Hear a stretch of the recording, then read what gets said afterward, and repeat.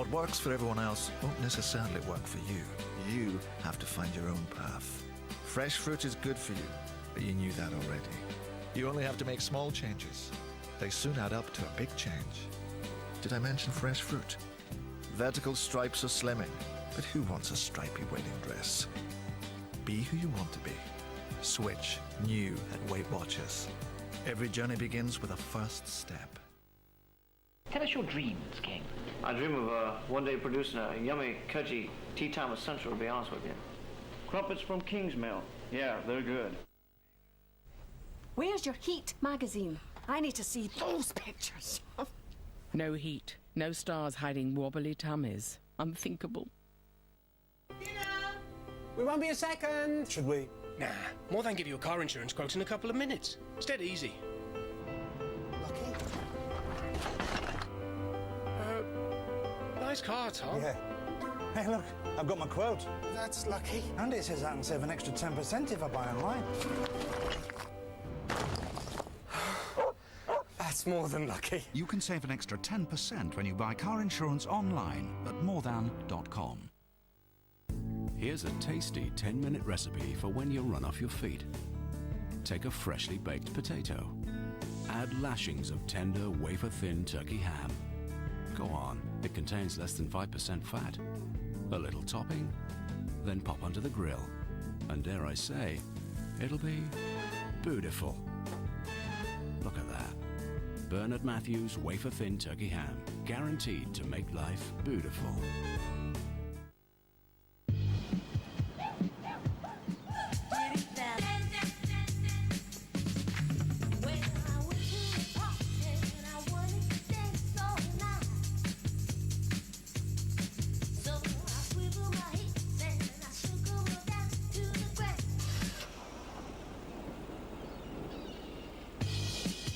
The new 7-seat Verso. How Verso are you?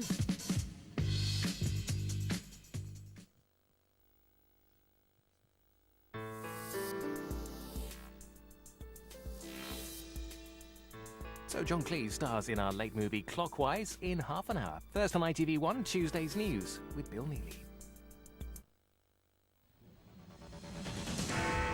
Back to Britain to face more questions. They've been freed from Guantanamo Bay, but tonight they're in police custody.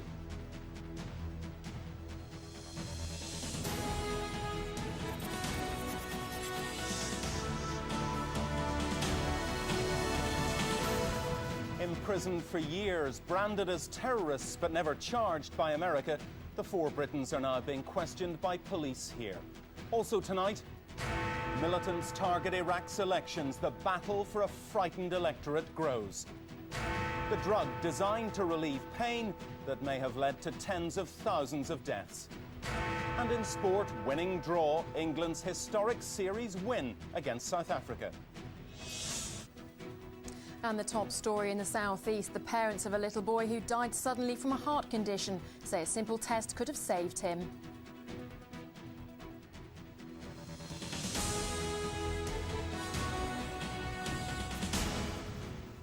Good evening. They are still behind bars tonight, but they are British bars. The last four British detainees held at Guantanamo Bay were flown back this evening.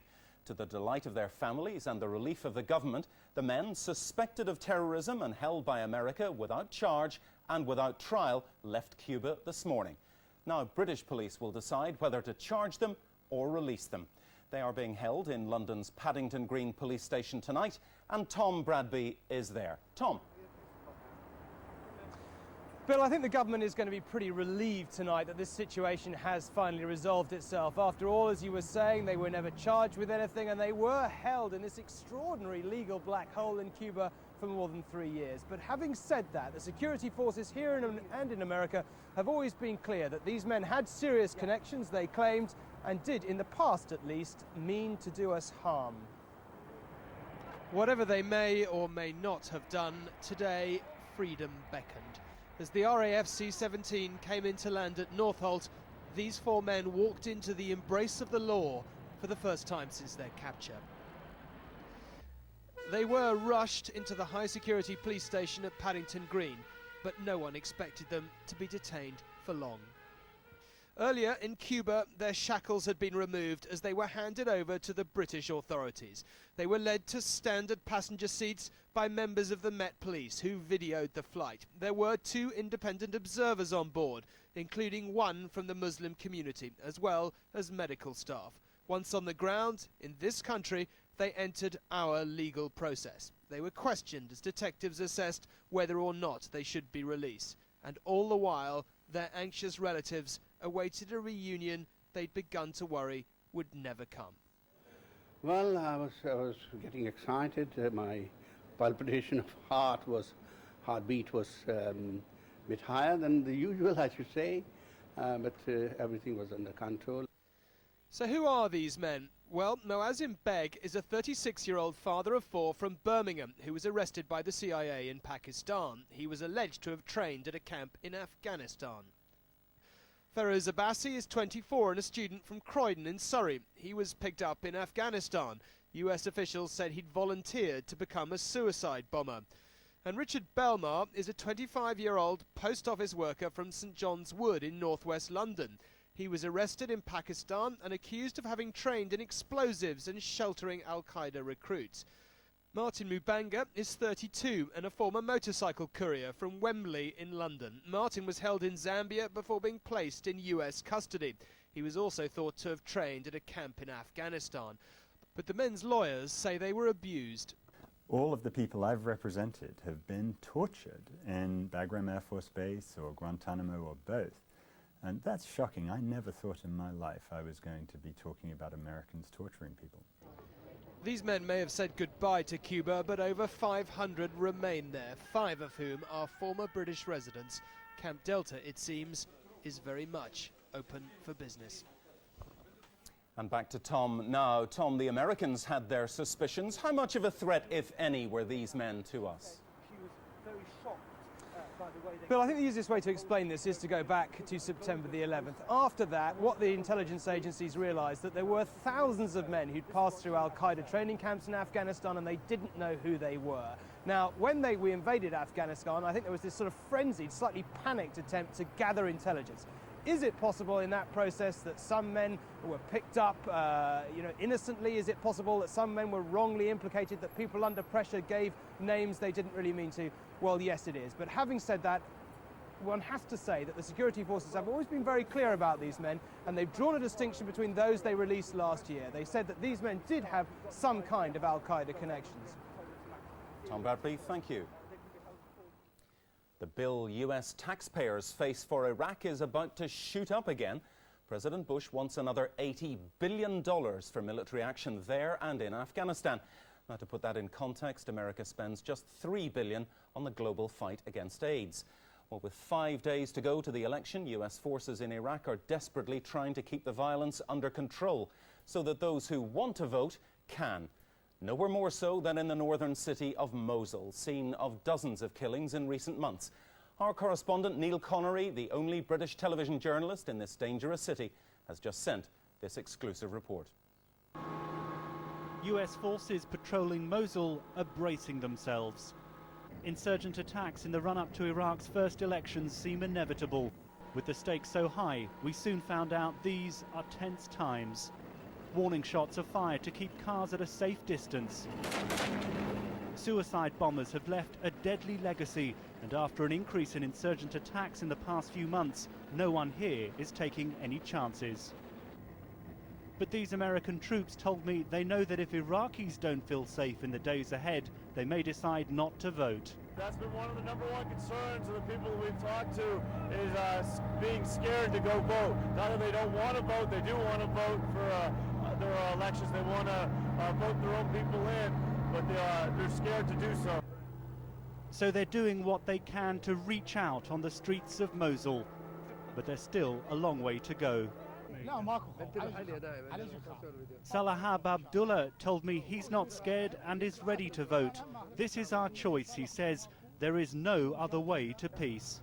US and Iraqi forces have increased their numbers in and around Mosul over the past few weeks. They're determined to try and thwart any attacks by insurgents during this election period. But only the next few days will tell how successful they've been. In Mosul, like the rest of Iraq, it is an anxious wait. Neil Connery, ITV News with US forces in Mosul. Well, to increase the pressure still further on the United States just days before the election, Iraqi terrorists today released a video of an American hostage pleading for his life.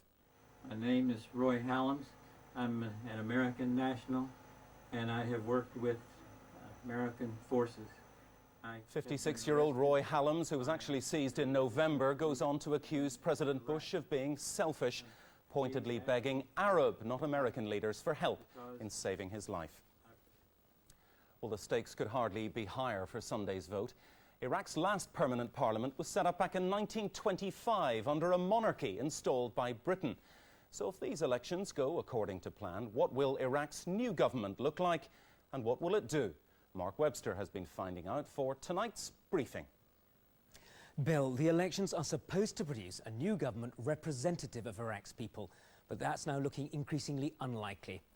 Iraq's 25 million people divide roughly into three groups. 20% are Kurds, based mainly in the north. 60% are the Shia Muslims, largely in the south. Both these groups, suppressed for years by Saddam Hussein, see the elections as a chance for power. Their former oppressors, the Sunnis, make up only 20%.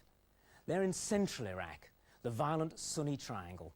Sunni leaders are urging many not to vote, so their minority status isn't exposed, and to protest at the American occupation. The violence and intimidation will probably stop many who want to vote. The makeup of the 275-seat National Assembly will reflect exactly each group's showing in national polls. Its first job will be to elect a president and 2 deputy presidents. They, in turn, will choose a prime minister to run the country. But that's by no means the end of it. The Assembly has to produce a new constitution by August the 15th, to be voted on in a referendum by mid-October. If that's approved, there'll be more elections in mid-December. But how likely is any of this to happen? This was one polling station in Baghdad today. A school filmed by ITV News. Inside, the bombers left a menacing note saying they have a car bomb for every polling station. Despite American efforts to make sure as many Iraqis vote as possible,